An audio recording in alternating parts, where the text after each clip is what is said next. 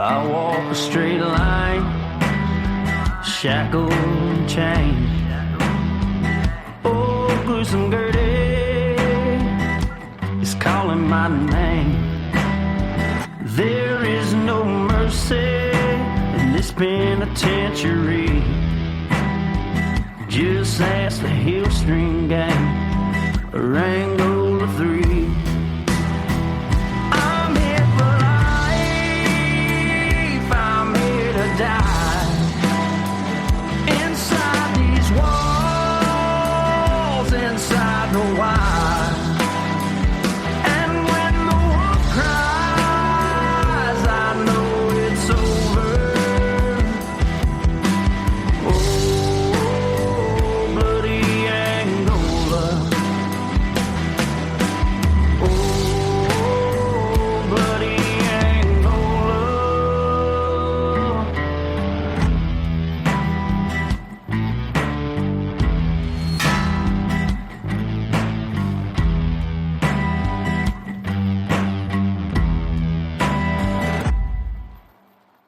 Hey everyone, and welcome back to Bloody Angola, a podcast 142 years in the making, the complete story of America's bloodiest prison. I'm Jim Chapman, and look, today I am going to open your eyes maybe a little bit to the horrors, for lack of a better word, of what it is like to die in prison, in Angola specifically.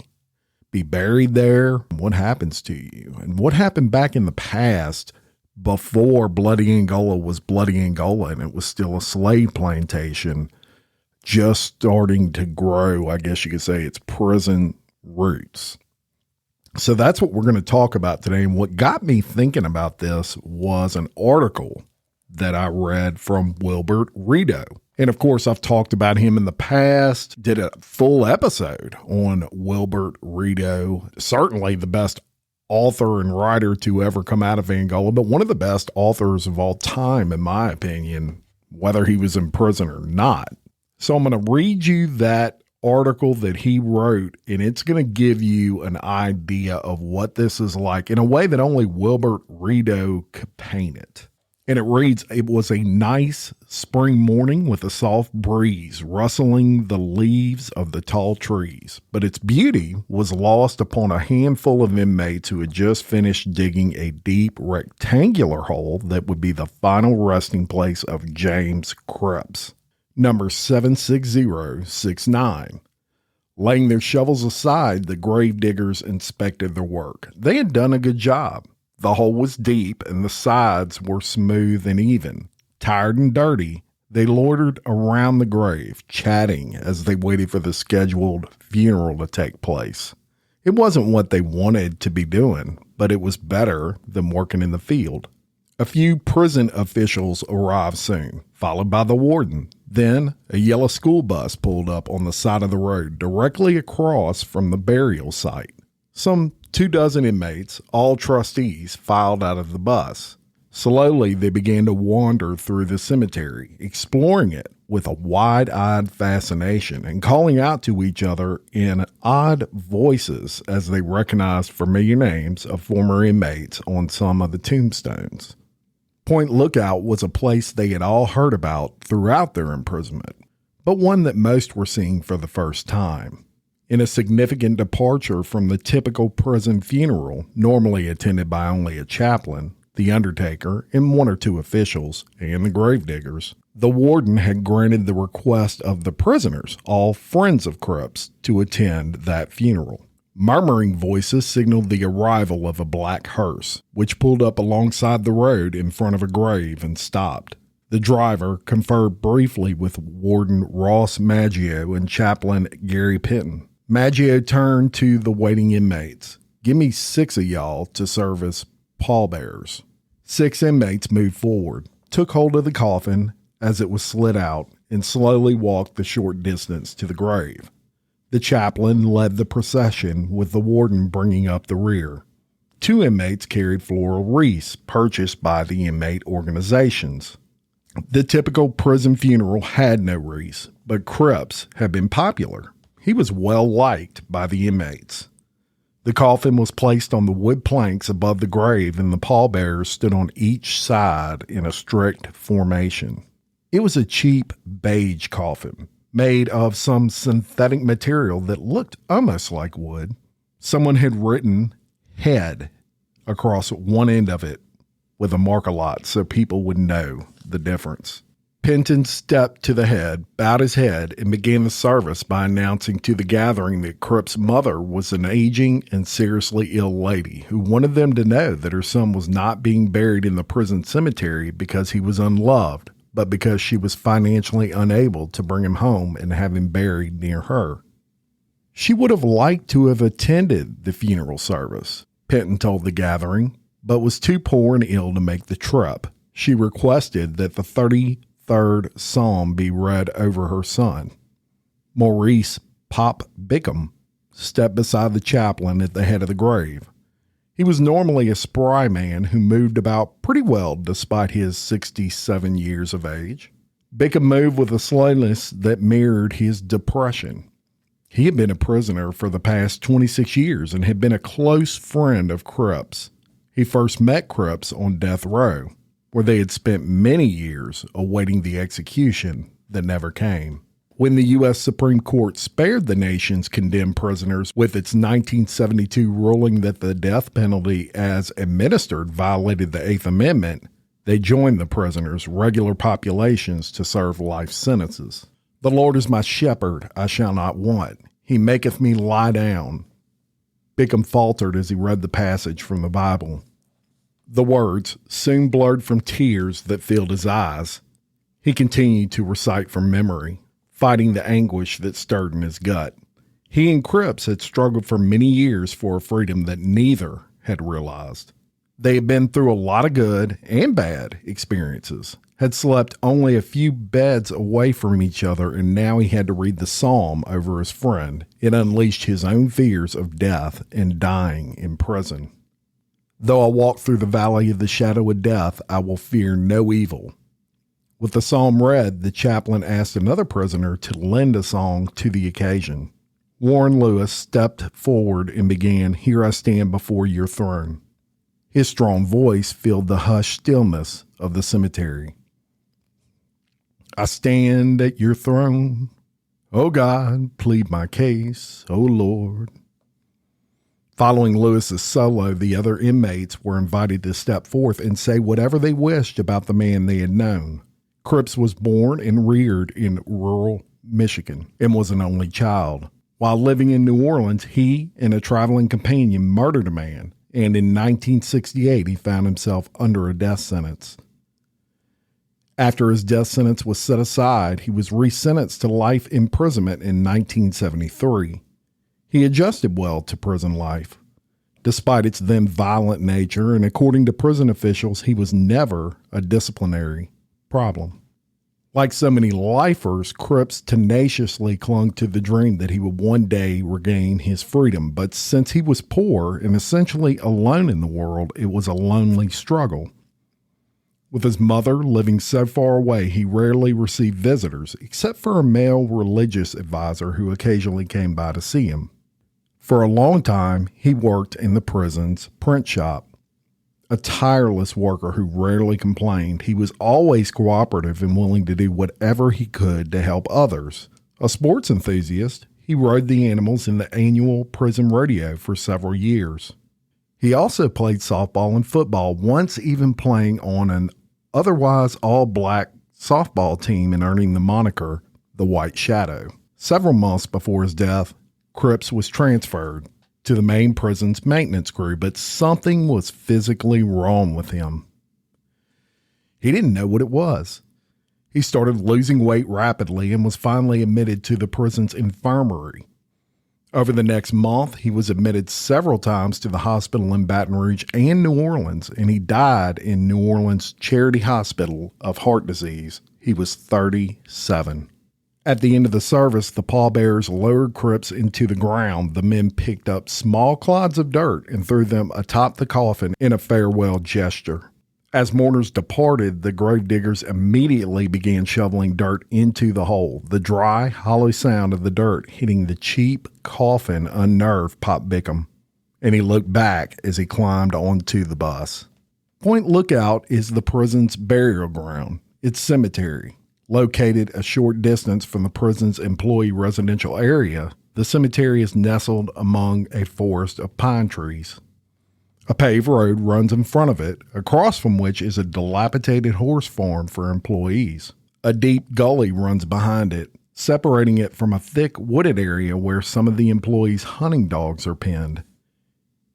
It is a quiet and tranquil place, its silence interrupted from time to time only by the whishing sound of a passing car. Clusters of sweet gum and oak trees dot the well-tended lawn.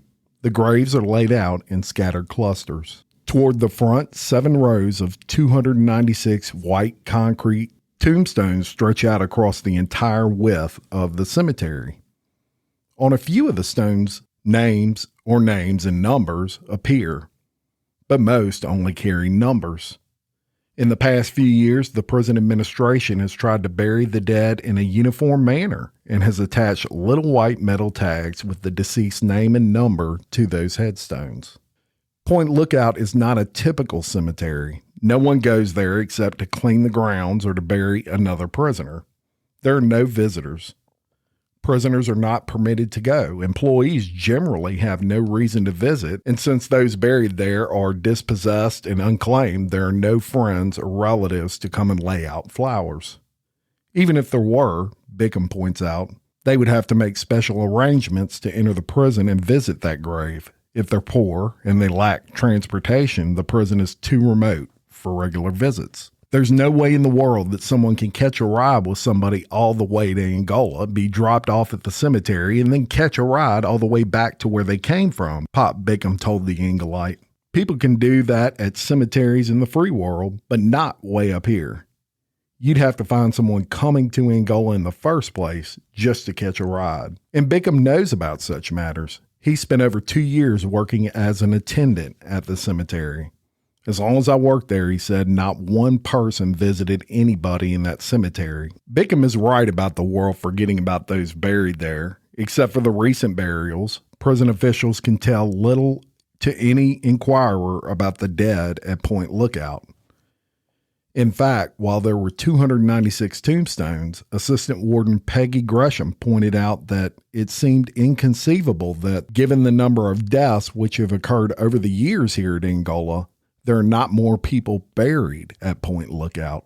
Prisoners were first sent to Angola in 1869 after the state leased out all its convicts to Major Samuel Lawrence James to ease the financial burden of housing them. One of the first moves by James was to transfer state prisoners from the penitentiary, then located in Baton Rouge, to his Angola cotton plantation.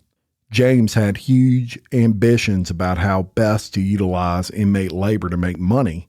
For the next 25 years, he operated the most profitable and brutal enterprise in the history of the state of Louisiana, often violating state laws and the terms of his contract. While Lease prior to the Civil War had used inmate labor in its manufacturing operations within the prison facility, James knew there were enormous profits to be made by taking inmates out of the prison. And while he started with only a couple of hundred inmates, he used them on the Mississippi River levees and railroad construction, as well as other farms and plantations, utilizing brute force to maintain the discipline and productivity. The result was a living nightmare for the convicts, but an empire for James. In a matter of months during the first year, James made $500,000, which was a king's fortune in those days. But by the 1880s, the lease system began to receive public criticism, which grew louder as the major and his subcontractors continued to work, mutilate, and kill prisoners throughout Louisiana. In 1886, a newspaper in Clinton, Louisiana, described what was by then common knowledge when it stated that the men on James' works are brutally treated, and everybody knows it. They are worked mostly in the swamps and plantations from daylight to dark. Corporal punishment is inflicted on the slightest provocation. Anyone who has traveled along the lines of the railroads that run through Louisiana's swamps in which the levees are built, they have seen the poor devils almost to their waist in the black and noxious mud. C. Harrison Parker, editor of the New Orleans Daily Picayune, a leading critic of the horrors inflicted upon the prisoners by James, asserted that it would be more humane to execute anyone sentenced to more than 6 years in James' Lease system, because the average convict didn't live that long anyway. In 1890, State Representative C. W. Seals of Claiborne Parish also condemned James and his brutal system, charging on the floors of the House that the death rate is about 4 times as great in proportion to the number of convicts as the death rate is in any penitentiary in the United States. Joseph Ransdell, a North Louisiana attorney who would later become a U.S. Senator, stated in a trial in 1898 that a friend had told him that he had seen 42 convicts buried at one camp in either 1885 or 86, and the deaths were nearly all caused by overwork, exposure, and brutality. James kept his books closed from the public and official scrutiny, and there were no official reports from the prison for the years 1885 and 1886. However, the Prison Board of Control admitted 2 years before Ransdell made his charge that 216 convicts died in 1896 alone.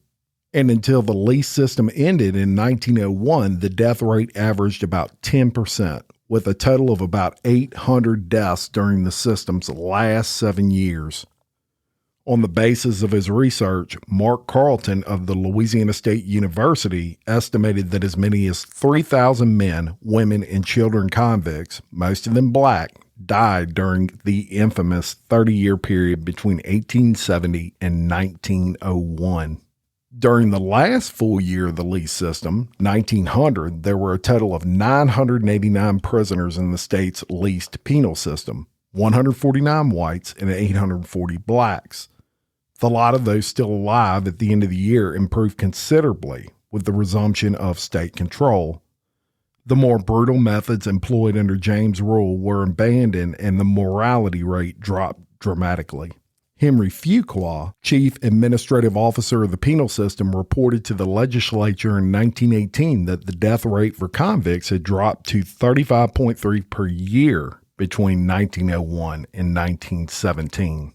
The next available statistic on the convict death rate was contained in a 1940 prison report, which stated that between 1931 and 1935, the number of deaths had increased under the general management of R.L. Himes to an average of 41 per year.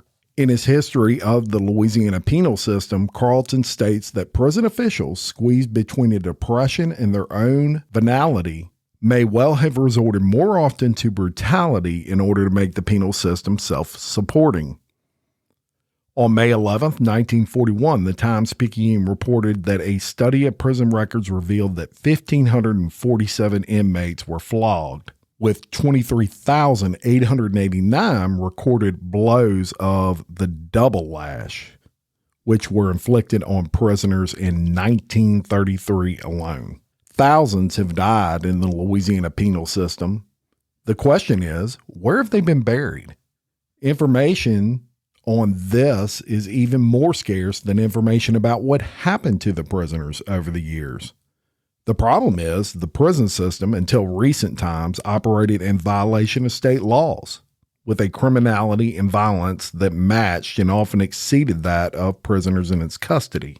Like any criminal, the system cloaked its activities in secrecy.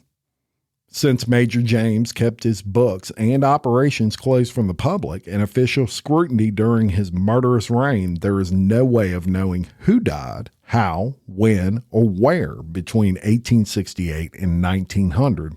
Information was obtained during the penal system's transition from the leasee to the state, but no major report came out of the prison until 1918. And even that report offered no precise information as to the number of convicts actually imprisoned at any time between 1893 and 1917.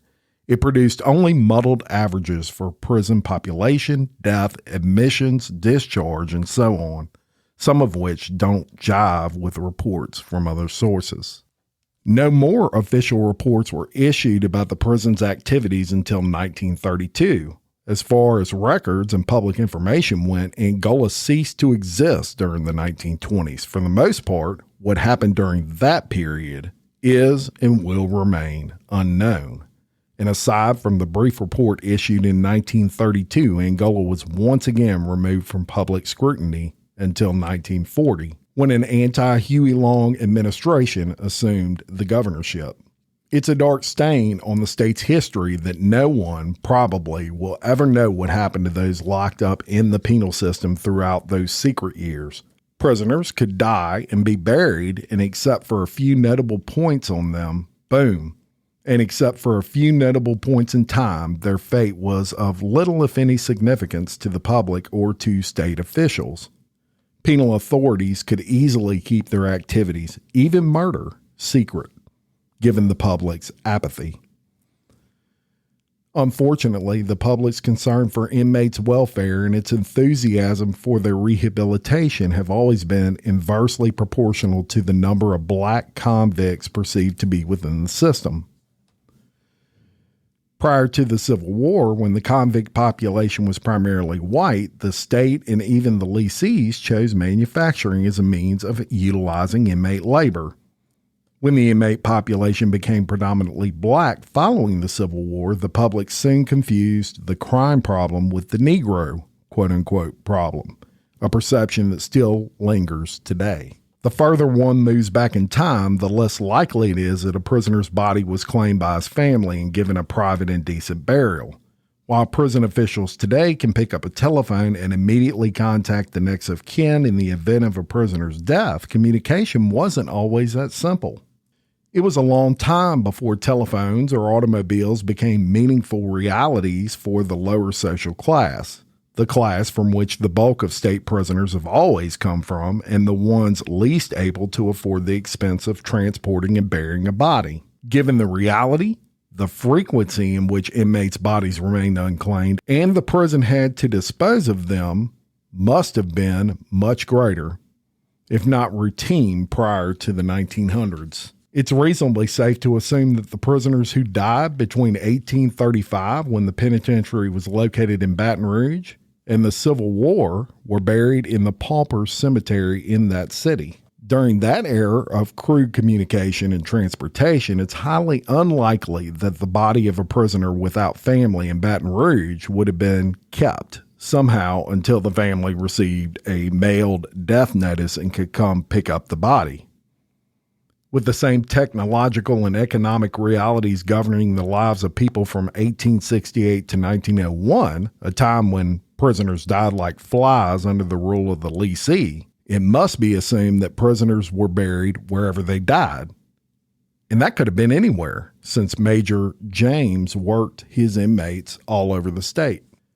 Given the high mortality rate of those working under James' whip, it stands to reason that a lot of inmates died on the Angola plantation between 1868 and 1901, and the logical inference can be drawn that most of them were buried on the plantation grounds. It was common practice in the South for plantations to maintain their own cemeteries for family members and slaves, and it's unlikely Angola was any exception. The earliest recollection of the existence of a prisoner cemetery dates back to the early 1920s. Jack Davis, a former Angola postmaster, grew up in and around Angola during that period. He recalls an inmate cemetery known as Boot Hill and located on a small knoll near the infamous Red Hat cell block. At some point during the 1930s, all of the Boot Hill graves were transferred to the present location, now known as Point Lookout. C.C. Dixon, who was working at Camp F for a time, recalls that they would dig up one grave and take it over there and bury it, then go get another one. They take one at a time, and they just kept at it until they finally got through with it. Dixon and Davis recall that, ironically, during a period of strict racial segregation throughout the South, including in the Louisiana prison system, prisoners were buried together at the same cemetery without regard to race. As Grisham points out, that was something that didn't happen in the free world. Obviously, the only places in Louisiana where blacks and whites achieved equality during that era were at Angola's Boot Hill and Point Lookout. The overwhelming majority of Point Lookout graves are marked by tombstones bearing a prison's number in 10,000s, 20,000s, and 30,000s, all of which were issued to incoming prisoners between 1920 and 1940. It's my guess that most of them died shortly after their number was issued, Assistant Warden Gresham says. If you look at the number of deaths during those years, then it's my guess that some of those people weren't here very long.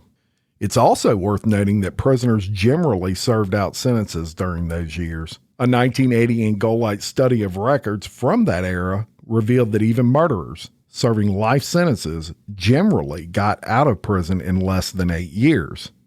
A 1969 report by the Commission of Law Enforcement and Administration of Justice stated that the average Louisiana inmate during the 1960s was freed after only 2 years in prison. It has been within the last decade that Louisiana inmates have been required to serve far more years than traditionally required. Judging by the prison numbers and the years of their issuance, Point Lookout experienced most of its burials during the 20s, 30s, and 40s, a particularly harsh and brutal era, when official administrative secrecy veiled prison activities. And according to William Wooden Sadler, the first editor of the Angolite, who came to Angola in 1935, the procedure for burying inmates was as mean as the world they were forced to exist in. In 1977, he recalled a 1935 burial practice for the Angolite, and it read, when an Angolan died or was killed, his body was taken to the ice house next door to the power plant at Camp E and kept cold for a period which did not exceed 3 days. The man's next of kin, if on record, they were notified. If there was no next of kin, the man would be buried in the penitentiary cemetery at Point Lookout, halfway between the front gate and Camp I on the old Camp B road. The burial crew were 3 black trustees from Camp A, and they would bring their 2-wheeled cart pulled by a mule to the ice house. A much-used pine coffin was in the cart. The body would be turned over to them, and the crew would wrap the body in a canvas sheet, put it in the coffin, and drive the long, slow road to the cemetery. Once there, the crew would dig a hole, not necessarily 6 feet deep, more often just deep enough to conceal the corpse. The coffin would be suspended over the hole, and the bolt on the underside would be slipped. The bottom of the coffin would swing open because it was hinged on the other side, and the sheeted corpse would tumble into the hole. 2 of the crew would reach down into the hole, pull the canvas shroud off the body so it could be used again. While it was quite evident that the prison utilized Boot Hill and then Point Lookout as burial grounds for those prisoners whose bodies were not claimed, there are questions that beg explanation, and the 296 graves at the cemetery only compound that mystery. The average annual death rate between 1901 and 1917 was officially reported by the prison officials to be 35.3. Yet there is only one grave from that period at Point Lookout, that of N.H. Waller, number 1073. It's not likely that the bodies of all inmates who died between 1900 and, say, 1940 were claimed by friends or relatives and buried elsewhere outside the prison. As Gresham pointed out, they didn't know anything about embalming, and they couldn't very well ship bodies all over the place. It wasn't practical to ship bodies long distances back in those days. It would take days to get anywhere by wagon, so it's logical to assume that the prison probably had to bury most of the inmates who died, and a lot of them died. Yet there are not enough graves at Point Lookout to accommodate the number of inmates who died during that era. Where were the dead inmates buried? We don't know, Gresham states frankly. We don't know where they died at, whether here in Angola or elsewhere. If we knew where they were housed, we could guess where they were buried.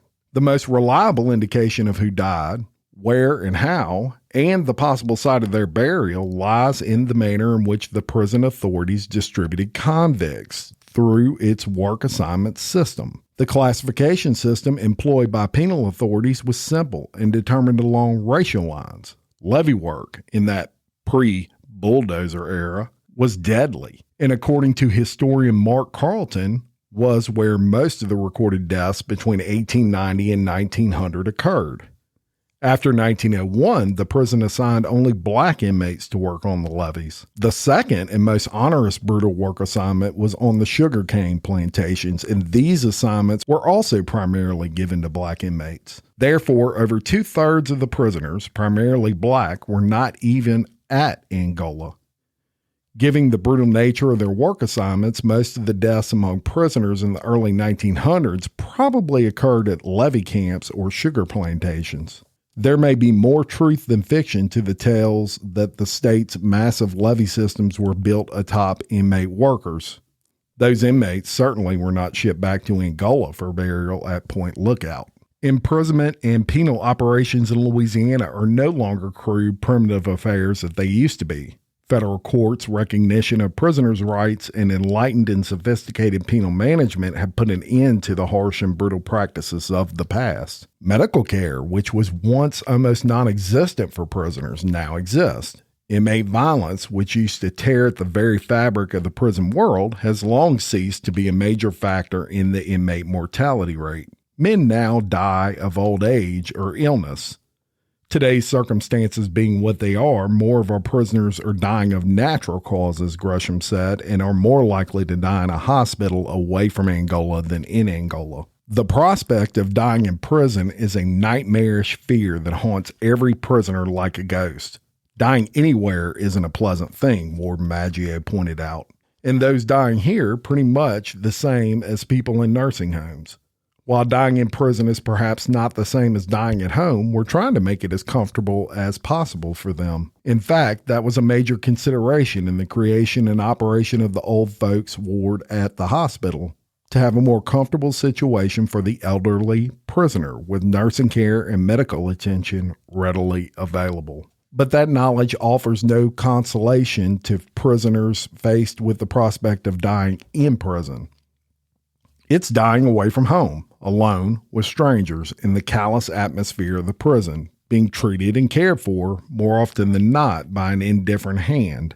It's grossly different from dying in the warmth of a home in the bosom of friends and relatives, which eases the sting of death somewhat. There is nothing in the prisoner's world that can soften the finality of death. A longing look out of a window reveals a world of guns, curses, and noise as callous as the concrete it's made of. There is no warmth, beauty, or meaning, no lasting pleasures, touches, joys, or words. In prison, there is nothing. You suffer alone, and you die alone, feeding the fear and misery of those who must watch you die. Roy Fulgham was a close friend of James Cripps. Fulgham, a patient at the prison hospital, couldn't attend Cripps' funeral, but he watched him languish in the prison hospital ward until Cripps was transferred to that charity hospital in New Orleans. He shared Cripps' frustration during the initial stages of his illness as the doctors tried to find out what was wrong with him. They slept 2 beds apart at the hospital ward. After Cripps was transferred to New Orleans, Fulgham also made a couple of medical trips to Charity Hospital, and he inquired each time about his friend's condition. I was told he was unconscious and had a bad heart and that they couldn't operate on him, Fulgham recounts. The next trip I made the following week, I asked about him again, and they told me, Roy, your friend is not going to make it. When word of Cripps' death finally reached Fulgham at the prison hospital, it seemed like a part of me died, he said. A little later, Fulgham watched another friend, Charles Little One Collins, who slept 3 beds away from him, die. Cripps had died alone. In contrast, Collins' wife visited him a week before his death, although she could not stay with him. He suffered day and night, Fulgham recalls. I sat there in my wheelchair the night he died. He was hollering about how hot it was. I told him the air conditioner was on. Fulgham had to watch his friend's agony and death, then watch the hearse take Little One away the next morning. That kind of thing can get to you, he said. You're sitting there helping your friend to die, looking at him and knowing that the same thing could happen to you. It starts bugging your mind. And sooner or later, you can't even think right. Sometimes I have nightmares. I lay in my bed and cry, like little one did. There's no respite from the pain of imprisonment. When Fulgham is transported to a hospital outside the prison for medical treatment, he travels with his leg irons hobbling him around the ankles and with his wrist handcuffed and chained to his waist. A painful black lock box also on his wrist prevents him from picking the handcuff lock. He goes fully shackled, as did Cripps and Collins, despite cancer eating Collins away.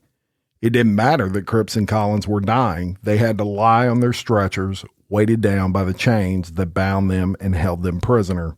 It's the general policy that when a prisoner is shipped out of Angola, whether they go to court or another hospital, that he is to be shackled, Maggio said. My first responsibility is to make sure that a prisoner is secure when we send him out of the prison and into the public. The fact that a man is dying doesn't mean that he won't attempt to escape or that he can't do anything. If the leg irons and handcuffs would interfere with the man's medical care, they are not put on the prisoner. And while it's a general policy to shackle everyone, there have been numerous exceptions to that policy, and I expect that there will be more in the future. It all depends on what the medical staff would say about the inmate's condition. Cripps died in shackles, chained to his bed in the charity hospital in New Orleans with the cold steel biting into him, as the prisoners that died before him. The mere idea drives needles of fear into Fulgham. Who wants to die like that, chained up like some kind of animal, he said. I certainly don't want to die like that. He's trying to avoid the possibility, though he's been in prison 24 years. Time that would have crushed most family relationships. Fulgham's family is still sticking with him and fighting to prevent his dying chained to a hospital bed. His family is trying to secure a medical discharge or furlough from prison for him. I'm hoping and praying that they can get a medical discharge or furlough or whatever it is, he said. From his hospital wheelchair, there is little in Fulgham's immediate world to give him reason to hope. He watched Collins die, waited for a medical furlough that never came. Looking a few beds away from him, he watches a nurse and an inmate orderly tending to Joe Brown, another patient. He's got no legs from the knees down. Nothing, said Fulgham. They've got to take care of him, bathe him, and everything else like that. He went up to the pardon board and asked for a break to be allowed to go home, but they said he ain't served enough time. Hell, how do they expect the guy to live? I think that any man who has been here years and got bad health, regardless of who you are, should be discharged. I mean, as long as there are people who are willing to take care of you. Maggio believes in the concept of releasing terminally ill and aging prisoners on medical furloughs so long as there's someone to release them to who's willing to take care of them. But he also pointed out, it all depends on the man. If an 80-year-old man killed someone and came up here, we can't very well ship him right back into the community the next day. The community and the judge obviously want him in prison, which is the reason why they shipped him to us in the first place. So they wouldn't appreciate us shipping him right back the next day because of his age. Hell, I don't know how you would address a case like that. Maggio has recommended inmates for medical furloughs in the past, and if when the medical department recommends a terminally ill case to me for medical furloughs, he said, I recommend it to the Department of Corrections and they take it from there. Fulgham is one of the more fortunate elderly prisoners. He knows it. I've got everything, he says. I'm one of the lucky ones. Ailing and elderly inmates are a fast-growing problem. They constitute a class of prisoners with odd needs. Many, if not most, of them require special attention and medical care in a slower pace of life than the rest of the prisoner population. Most are unable to work, and they are more prone to depression and suicide than any other group. Yet, in most prisons, there are no special programs to deal with the aged. They simply vegetate in prison. There are notable exceptions. Some prison systems provide special accommodations for the aged and ailing. The federal prison system operates 2 minimum security prisons solely to house its ailing and elderly prisoners. The state of California has a similar 150-man facility in Chino, where elderly prisoners are permitted to live at a slower pace away from the stress-filled and violent worlds of other prisoners. Louisiana is in the process of addressing what should be done with old, sick prisoners. Upon assuming office several months ago, Governor Edwin Edwards, and it's important y'all to mention this was written back when Edwin Edwards was in office, Governor Edwin Edwards appointed a Forgotten Man Committee to study the prison system and recommend reforms. Corrections Secretary C. Paul Phelps is fond of pointing out that if the state doesn't do something about them, the Department of Corrections will soon be operating the largest old folks home in the state. While prisoners generally fear the prospect of dying in prisons, few of those who do actually end up buried here. Most are retrieved by relatives. Only 8 prisoners have been buried at Point Lookout during the past 5 years. A study of 5 of them, selected at random, reveal a pattern. What we're looking at are individuals with low education levels who were born and raised outside of Louisiana and whose family lives outside the state, Gresham said. They were individuals who had been constantly conflicting with the law and spent considerable amounts of time in jails and prisons away from their families throughout their lives. And that's important because individuals who are in constant trouble are less likely to be able to maintain a close family tie throughout long periods of separation. And it appears that this is what happened in their cases because they had families. So there was an evident deterioration of family ties. In addition, they were all either single or divorced, which means no immediate family ties, and they had no visits. Now, when you put all these factors together, the accumulative effect is that it appears these people had earlier in their lives lost initial closeness with other family members. While the families of 2 of the inmates refused to claim their bodies, Gresham pointed out, the families of the other 3 men were unable to claim bodies because of financial difficulties. They wanted very much to claim the bodies, and burial was delayed in a couple of cases to give families more time to try and work out some of the financial arrangements. In fact, some of the family members came to the prison for one of the funerals. You have to understand the background that prisoners primarily come from. That from Angola's chaplain, Gary Penton, who explained, they generally come from poor families, people already caught up in the trauma of life, and people who don't have much, don't expect to have much. They do well to keep the car running. For instance, just to go to work, if they got a work to go to. And it's a very real hassle just keeping their own life together. Then they may live out of state. And in the case of Cripps, then you suddenly thrust upon them the expense of having a body shipped, prepared for burial, and the general cost of dying, which is pretty high. They can't handle it, especially if they're ailing and elderly people living on fixed incomes. Cripps having to be buried here is a good example of that. There are always going to be those men who don't have anybody in their lives anywhere, Penton pointed out. And it's not a case of rejection, but simply not belonging. They've been here for so long that their folks have all died, and what other family ties they might have had simply disintegrate with the passage of time. They're being locked away from them for so long. Just the natural growing away from each other when people are apart. It's a natural process. When I was in the military, Penton continued, I had to spend a year on a remote radar site off the coast of Alaska covering chaplain duties. When I returned home after 1 year, my wife and I had to get reacquainted. We'd sort of grown apart. She had taken on added responsibilities and learned to function on her own during my absence, and I had to kind of wiggle back into her life when I returned. When a person copes without someone for so long, it becomes somewhat difficult for them to make a spot for them in their life again, especially when they become involved with life and are burdened with so many other responsibilities and demands. You simply grow apart. And 2, if you're the kind of person who has been in and out of trouble and in and out of jails and prisons throughout your life, you don't have the time and the opportunity to develop those close and lasting relationships to begin with, Gresham pointed out. A lot of family relationships of people in prison were already strained and shattered, or even broken before they came to prison. That's one of the factors in your ultimately having no belongings, having nobody to really encourage you, nobody to frown at you, so to speak, because they love you, care about what happens to you.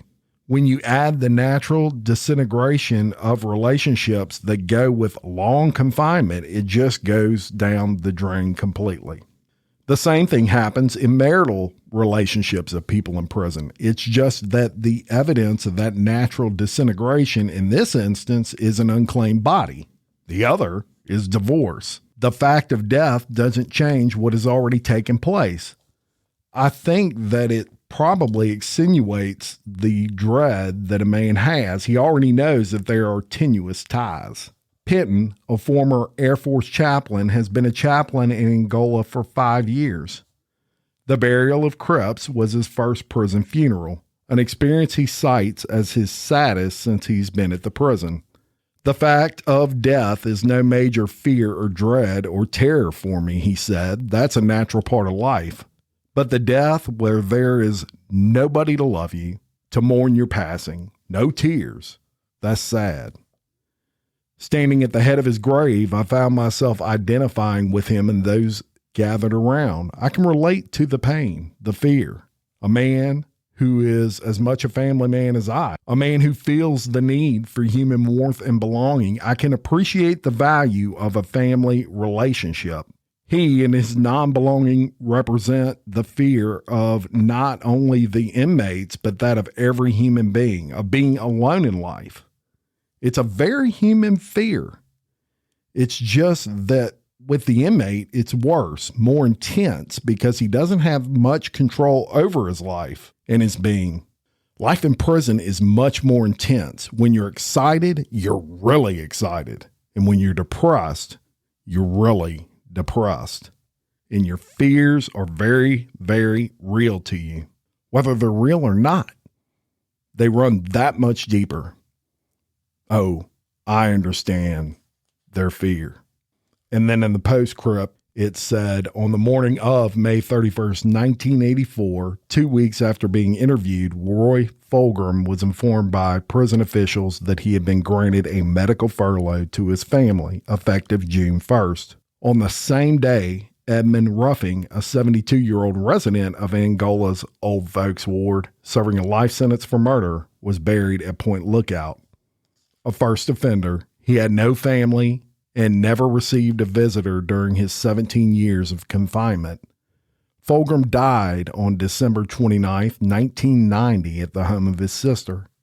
Following publication of Dying in Prison, which is what I just read you, Warden Ross Maggio ordered Assistant Warden Roger Thomas to research old prison records in the state archives and determine the identity of every person buried at Point Lookout. As a result of Thomas's efforts, names were placed on every tombstone in the cemetery. Wow, what an article. That was written in June of 1984 by Wilbert Rideau.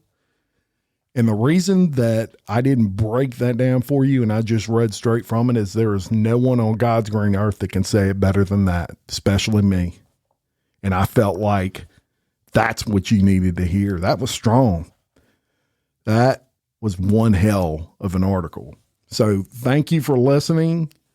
Again, obviously no Woody Overton this week. Last couple of weeks have been a struggle for both of us to line our schedules up. He's got some big things coming up with Real Life Real Crime Original and that series he's been kind of teasing that's going to be starting in November. And I've got some things coming up as well that lining up those schedules is really difficult. And look, I'm here every day in the studio. It's a lot easier for me to just jump behind here and bring y'all something.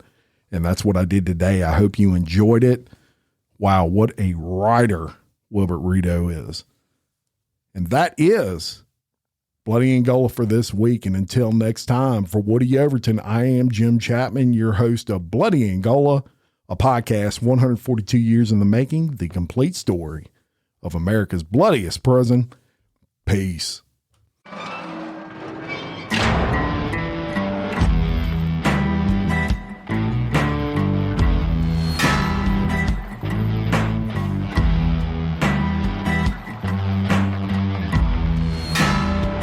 I walk a straight line shackled and chained.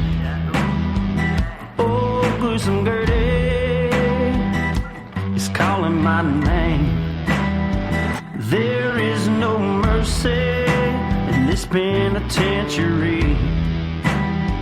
Just ask the Hill String Gang or Angola 3.